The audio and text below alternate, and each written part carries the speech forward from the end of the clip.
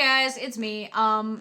The first couple of minutes of the video I recorded like 2 weeks ago got kind of fucked up, so I'm here in the future, and then we're gonna go back in the past, but I am here now. So the first movie I was supposed to review was Shakes the Clown, because that comes right after Going Overboard, but it was one of those films where it gave you a migraine to watch it, and I couldn't get through the whole thing. Every 5 minutes I had to stop the movie and just kind of like take a mental break.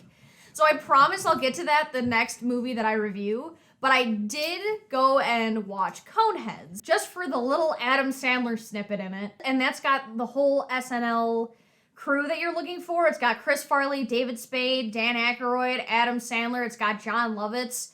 It's got that whole original crew. It's even got like more people like Jason Alexander from Seinfeld. I've been watching that movie since I was 4 years old and I love it. So I wound up sitting through the whole thing.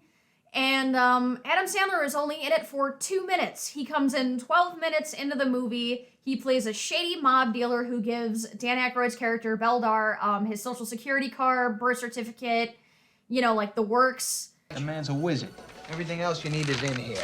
Birth certificates, family names, school records, employers, addresses. Grandmother's maiden name, not that the last, but it's in there. Most important, your social security numbers. What's your name? Donald R.D. Chico. Donnie DeChico, nice to meet you. Welcome to the United States. That's the only part that Adam Sandler has in the movie. He's not that prominent. I mean, that's good, you know. He got to be in it for 2 minutes while David Spade and Chris Farley both got, like, the most screen time. The movie that came after Coneheads was Airheads, and I'm pretty sure more people are actually familiar with Coneheads than they are Airheads, but I feel like on TikTok right now, a lot of girls are really into Airheads because they think it's, like, a super cool punk rock, like, Brendan Fraser-y movie. I'm pretty sure Brendan Fraser is shirtless for 30% of the movie, so I'm pretty sure that's why they like it. But I'm gonna let you know that if you don't like Brendan Fraser now, you didn't deserve 90s Brendan Fraser. If you won't love current Brendan Fraser, you don't deserve 90s Brendan Fraser. So Airheads stars Brendan Fraser, Steve Buscemi, and Adam Sandler. It has a runtime of 92 minutes, and it's got a 25% on Rotten Tomatoes and a 6.1 on IMDb, but it has an audience score of 89%. I think you'll notice that's kind of a trend with a lot of movies Adam Sandler's in, where, like, the critical score is, like, 20%, 25%, 50%. It seems like critics, like, really shit all over his movies, but then, like, people who actually go and watch them, like, just regular people going to the movies and paying money for a ticket, like, they seem to really like his movies a lot. I mean, I do. So the movie opens with a much catchier opening scene than Going Overboard. It was not as cringy. It was, like, actually, like, really stylistic and, like, super fun to watch. I kind of went on, again, like, maybe a little too long, but it was still pretty cool. So the scene opens and Brendan Fraser is running into a radio station with his Fire mixtape so that he can give it to, like, the head radio host, and they could get some, like, airtime, and their band could get famous. But he kind of gets stopped, like, right before he gets to the radio host, and while he's running through, they kind of are like, oh, like, there's that guy again. Apparently he does this almost daily and or weekly. Hi. Oh, no. Hey, excuse me. Mike, it's him. The wacko's back. He's got this girlfriend named Kayla in the movie, and she comes home from work, and he's sitting on the couch, and he's watching TV, and she's like, did you mail that thing I asked you to mail? And he's like, no. And she's like, you couldn't even, like, go to the, you know, the post office and just mail a stupid letter? He's like, I couldn't afford a postage stamp, which are, like, 40 cents, and I'm sure in the 90s, much, much cheaper. Did you mail the rent? You didn't leave me a stamp. Well, do you think maybe you could have gone and bought one? And she gets mad at him, and they're giving this impression that he's kind of a bum, that he's not going anywhere, that he doesn't want to work, he's like a, you know, like a freeloader, like couch potato. Chazz, it's been months. Maybe you should get a job. This is my job, okay? I am trying managers, record executives, club owners. That's hard work. But I will say that Kayla, his girlfriend in the movie, is a complete bitch. She goes in the bathroom to, I don't know, just take off her clothes and unwind for the day, but she notices that her makeup is all wet, and she comes out and she's like, why is my makeup all wet? And he's like, oh, it fell in the toilet, and I like put it all back.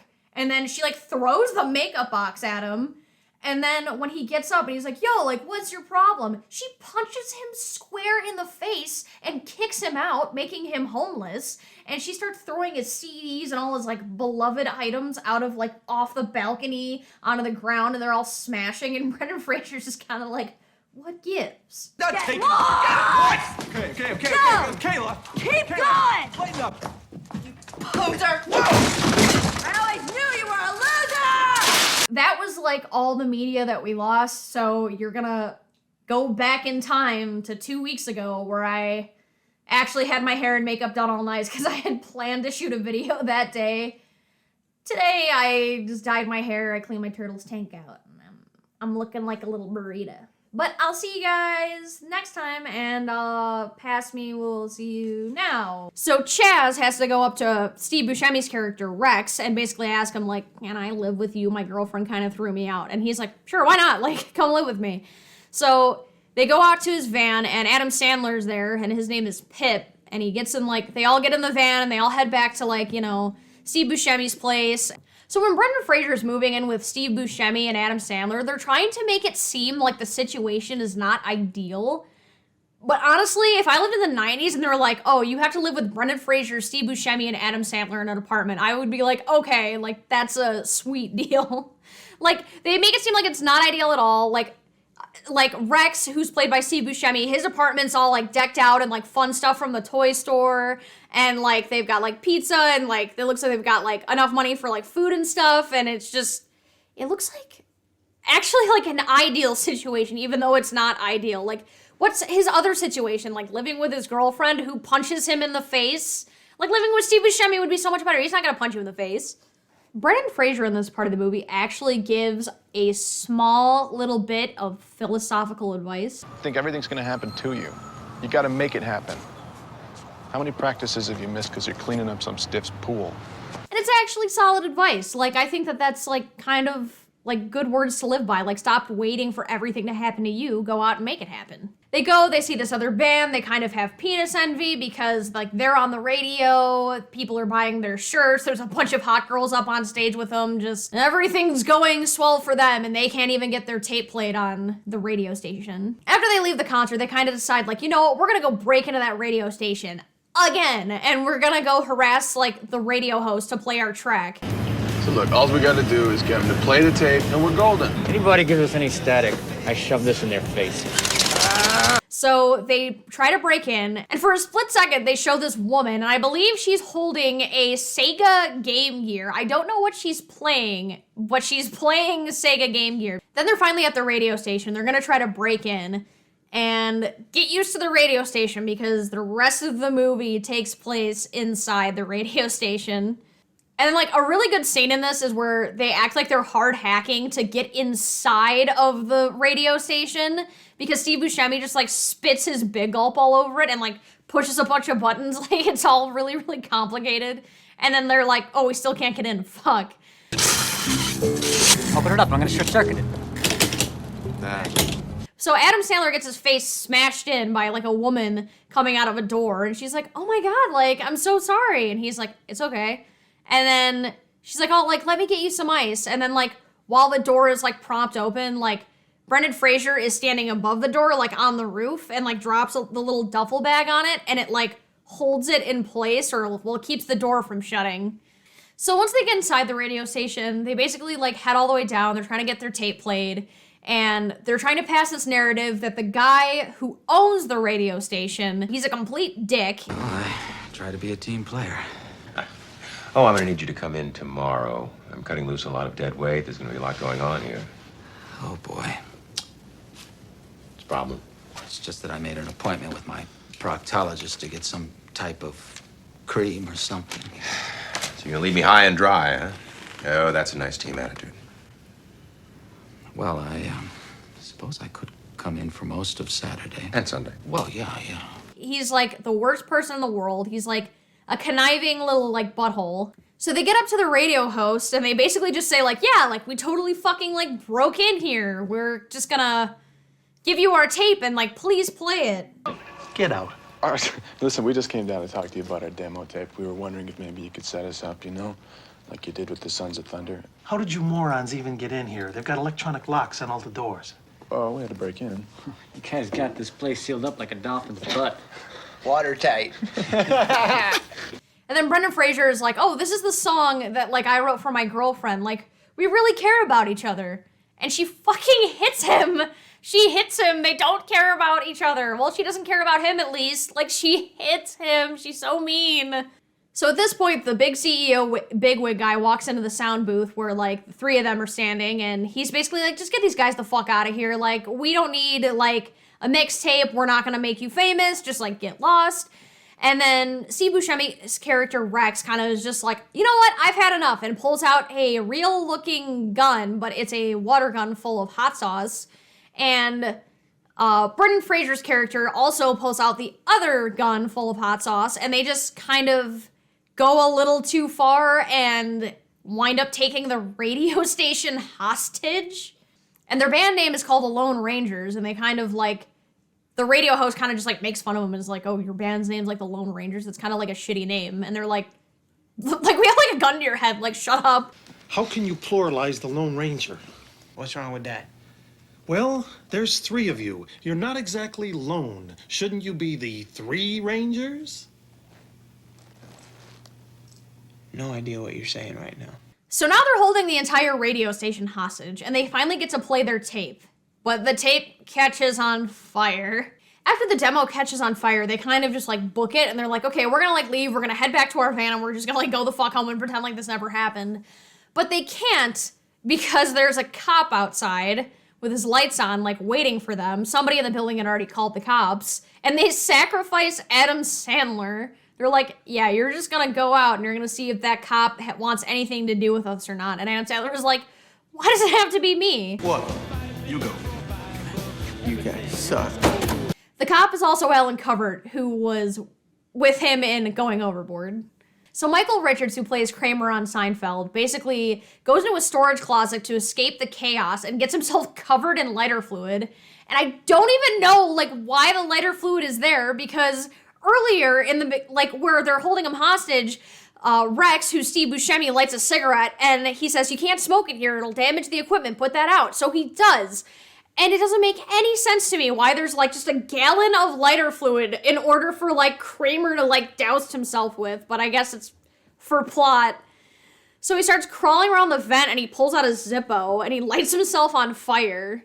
And it's basically just like that scene in Saw 1, where he's like, oh, you gotta, like, you're covered in, like, lighter fluid, basically. You have to go around the room, and you have to find the password, or you die, and then the guy dies, because, like, that was, like, one of the harder Saw ones. Like, I mean, Saw sucks as, like, a whole, because, like, the story doesn't make any sense. I'm not gonna talk about Saw, but it's basically like that thing from Saw. So basically now, 30 minutes into the movie, it's now officially a hostage situation. They've got cops outside of the building, and the cops are Ernie Hudson, who's one of the OG Ghostbusters, Chris Farley, who's as beautiful as ever, and of course, Alan Covert, who's like Adam Sandler's like BFF for life. And once they look outside and see all the cops, they kind of realize, oh shit, we've gone too far. Like, this is like officially like bad news. Like, we're gonna like go to jail for literally ever if we get caught. Like, this sucks. But they have to kind of keep it going because they want their tape to be played. But the tape caught on fire, but the only one who has an extra copy is Brendan Fraser, Chazz's abusive girlfriend, who just kind of chucks it out of the fucking car because she's so mad, and just throws it out of her convertible.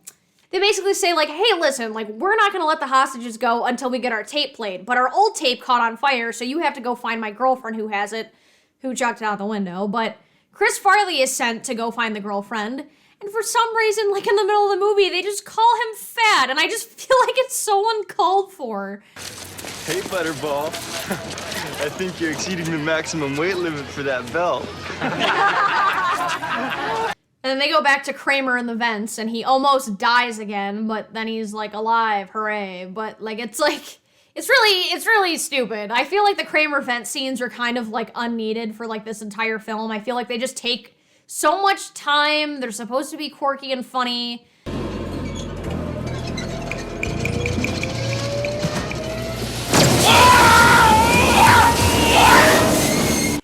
The movie didn't need this. I feel like that was just like this part, like the Kramer and the vent scenes are like extra padding for the film. So basically at this part of the movie, they have gained a cult following. There's a huge group of people outside who's like cheering for them. And inside they're playing all the music that they want to like play. They're giving away free concert tickets and they're taking like phone calls. Like they're running it like it's their own like radio station. And one of the calls they take, it's actually Beavis and Butthead, which I thought was like pretty cool. You're on the air. Whoa. Am I on the air? Come on, buddy, give me the phone. Am I speaking English? What'd I just say, dipshit? Come on, buddy, no way. Shut up, Beavis. So they're kind of looking for the girlfriend. They're wondering where the mixtape is. They keep showing like little scenes of the mixtape kind of getting slowly like more and more damaged and destroyed and like fucked up. And it's really, really bad. Like you're kind of like worried about it, but it always winds up being fine. The big CEO guy tells them that basically that the radio station's going to be turned into a soft rock station. Brendan Fraser kind of freaks out. Chazz, he kind of like flips the hell out and is just kind of, oh my God, no, like that's not rock and roll, that's not punk rock. So Chris Farley's out and about and he's trying to like go find the girlfriend who he thinks has the mixtape and they call him fat again. And but this time they call him fat again, but he rips out the guy's nipple ring and kind of stands up for himself, which I was glad for. Don't you think you're out of your league, chunk style?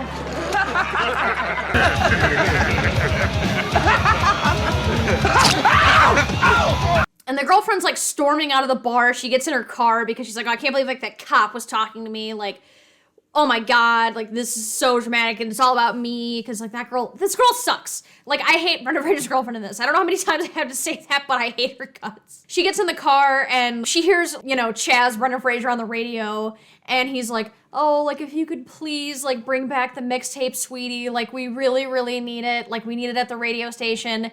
And she knows exactly where she threw it, I guess, because she literally gets out of the, like, she like drives like 2 feet down the street, opens her car door, is like, oh, there it is, a dog's peeing on it, and just shakes it off and throws it in the car and like heads to the radio station because she has like the demo. But it's like, you threw it in the middle of the street while you were driving. Like, how did you know exactly where you threw it? Like, either she's really smart or it was just like a convenient plot device. So Kramer and the vent and this like other like SWAT team guy have like been in cahoots like the entire movie. They've been like calling each other like back and forth, and the SWAT team gives Kramer a real gun because their guns are full of like hot sauce, but they give Kramer an actual real gun full of bullets. So we're an hour into the movie and at this point they are like way in over their heads. Like they have like record labels and like producers coming to like the door of the studio saying like, oh, like, you know, like, you want to, like, be with us? And they think, like, no, like, that's not rock and roll. Like, selling out to a corporation is not rock and roll. But, like, they want to get played on the radio and they want their own CD. So,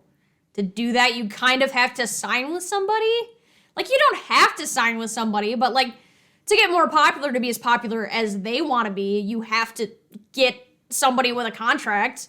And then there's the big reveal of the movie, is that Chazz, Brendan Fraser, used to be a nerd, and they thought that's how they're gonna get Brendan Fraser's character to stop holding everybody hostage, is that he's not as cool as everyone thinks he is. He used to, like, have really short hair and, like, used to dress really nice. I mean, the picture of Brendan Fraser that they have in the yearbook looks like Brendan Fraser, how he does, like, most of the time in every single movie, but, like, yeah, that he was, like, a dork. But then everybody just kind of, like, you know what, like, I used to be a dork, and everybody just starts, like, screaming all the things they used to do that were, like, nerdy and dorky, and then they all start cheering for Chazz again, so, like, he's cool. He's still cool again. I was a geek in high school. I had really short hair. I played Dungeons and Dragons.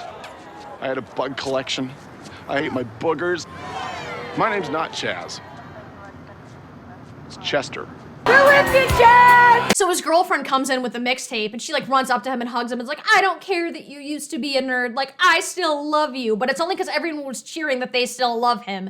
She didn't give a shit until everybody else like started cheering for him. She's the worst. So they finally get in the radio station so they can get their mixtape played because the girlfriend actually has it. And she slaps Brendan Fraser again. And then Brendan Fraser finally kicks her out. And a minute later, she comes back and throws something over her head and fucking ruins everything. She smashes like every single like piece of musical equipment in the radio station. And like explodes and fries and just like gets fucked up. She ruins everything.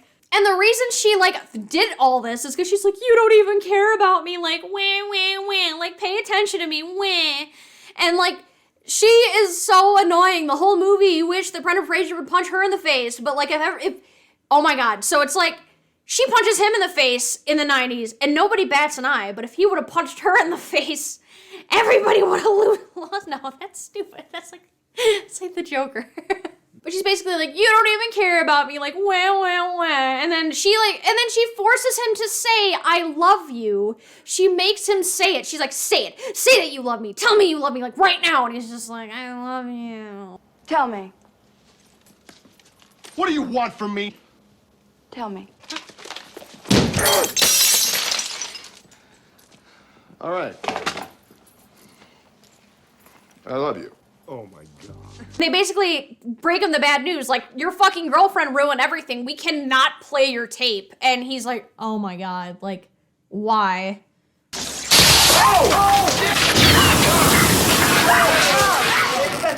Oh, well, that's right on most of the board. Great. Shit! And the big CEO guy who's locked in the closet because they locked him in there like way earlier in the movie because I guess they just didn't have anything else for his character to do because the only thing his character can do is be a dick. They locked him in the linen closet with the lighter fluid and he starts licking the door handle to get out of the room.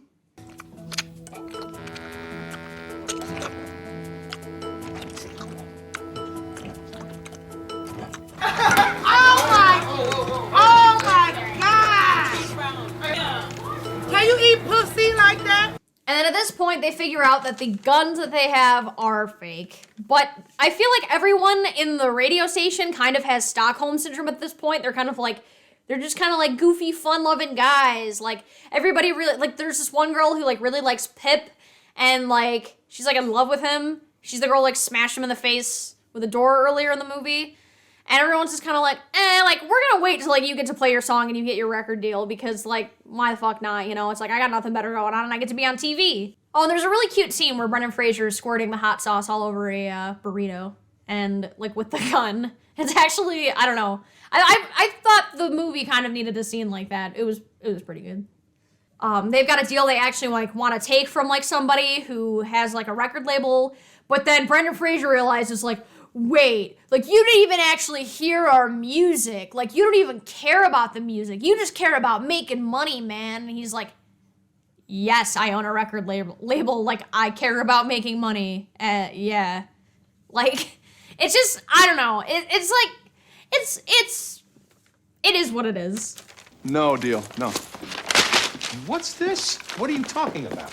No deal! Yesterday, Dick Shine here kicks me out of Palatine Records, and today, he has a record contract for me to sign. He hasn't even heard my tape. No deal! But the thing that I find frustrating, it's like you're right at the door. You're, like, right at the cusp.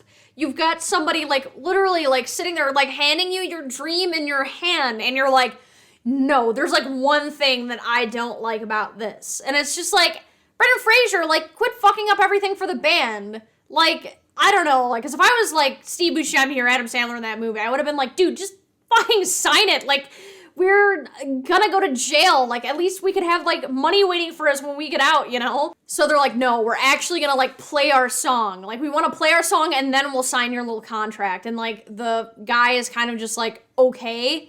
But Brendan Fraser signed the contract to begin with and handed it back to him, so he kind of already has a deal with him. Like, whether Brendan knows it or not, but they're like, all right, so they airlift in an entire stage with drums, guitars, bass, microphones, the works, amps, and they basically say, like, oh, we're gonna record your music video, like, outside of the studio where, like, all these people are waiting, so it, like, looks like a big thing that we could put on like MTV. And then they tell them like that they want them to lip sing, and like they're like, what the fuck? We're not gonna lip sing. Like, that blows. What are you yanking me? Well, look, if you don't do it this way, then we won't be able to sync it up in post. Okay, now Rex, lift up the gun so they can see it. Come on! I ain't lip syncing, man. Like, that's like not punk rock. And then like, they're like, well, you have to, or otherwise it won't look good for the video.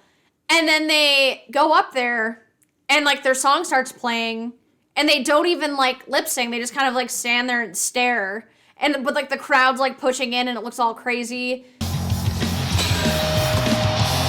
What are you doing? We're filming! So they still make the video with them like just not lip syncing to it, I guess. Like, but the crowd starts rushing in, they break down like the barrier and stuff, they get like really close to the stage, which they're not supposed to.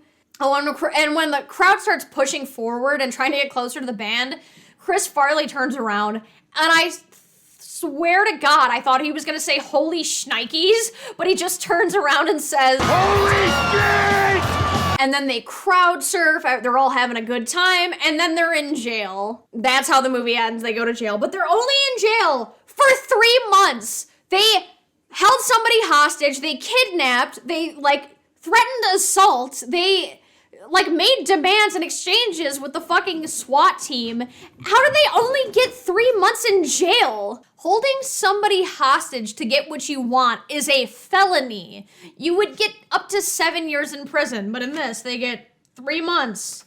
And they go triple platinum. And his girlfriend is in the background, like dancing while he's playing like a prison show like Johnny Cash. And it's over. And it's like they went triple platinum. Good for them. And he's still with his shitty girlfriend. And it all works out. And it kind of has a resolve, but like I guess all they wanted was to get famous. So like they got what they wanted. But at the same time, I don't know why they would only get 3 months in prison. Like maybe they just don't have any previous records or something, but like I feel like 3 guys would get the book fucking thrown at them. Like, you know, if it were to happen today, the media would paint the story as if they were like shooters who were trying to kill everybody, or they were terrorists of some kind, and like that these men were evil and that they were awful, but like, and then they would like throw the book at him. They would give him like 20 years to life in jail over that. Like, but in this movie, it's like 3 months. Hooray. It's like, it's so stupid. Well, that was Airheads. I'll get back to you with Shakes the Clown when I can, but like I said, it's one of those movies where you feel like you're in a time abyss, and it's been 5 minutes, but it feels like 8 hours. It's one of those films. So I'll get back to that movie when I can. But it'll probably be in my next video, like for sure, like absolutely be in my next video. I'll be talking about it, but only for a little bit, because he's only in like little pieces of the movie. I want to talk about more like movies. Adam Sandler's more like front and center, you know? But if you watch this, thank you. And if you watch my video again, thank you. And I will see you guys later. Bye!